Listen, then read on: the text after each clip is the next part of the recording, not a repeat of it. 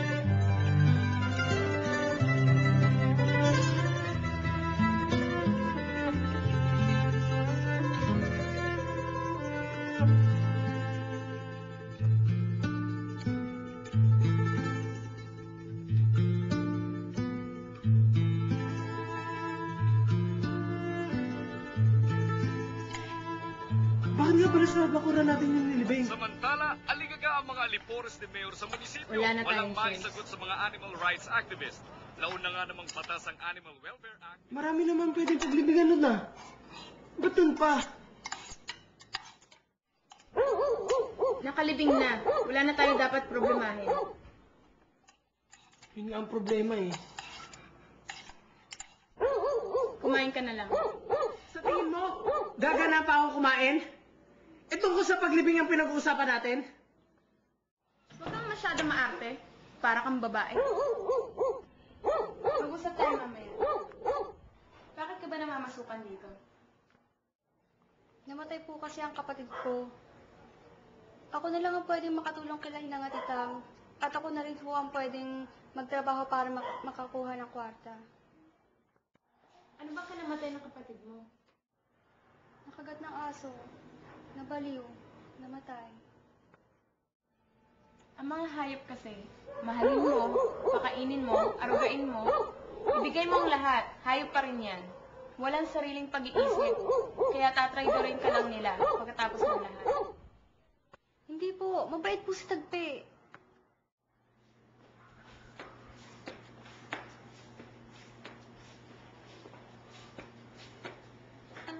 Yung batang si Lorraine, ganun po ba talaga siya? Tahimik? Hindi siya nakakapagsalita.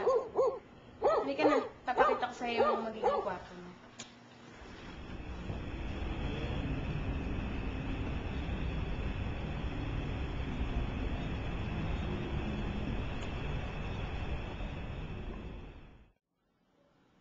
Ito siguro ang kwarto ng dati nilang katulong. Laki naman. Magulo lang. Makapaglinis nga muna, baka may naibang pa ditong gamit yung dati nilang katulong.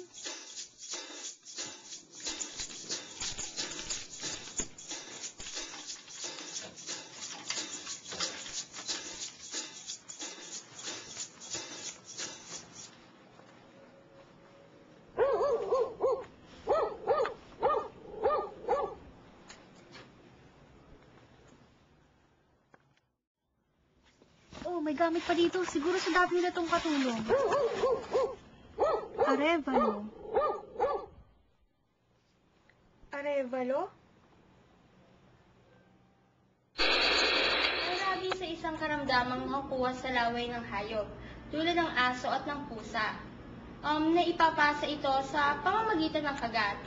May mga paniniwala tayo or mga misconception na ang asong kalye or yung mga pusang pagala-gala ay yun lang yung may tsansang makakuha ng rabies. Pero tandaan natin, ang rabies ay hindi nakukuha sa basura o maduming kapaligiran.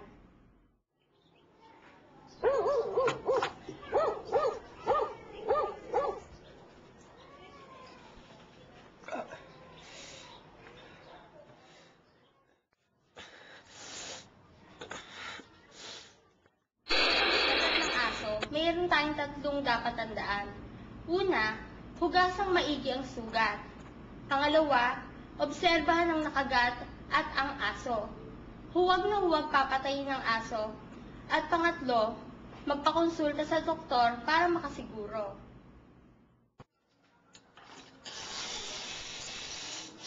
Ang dilim-dilim dito. May kuryente naman sa kabila.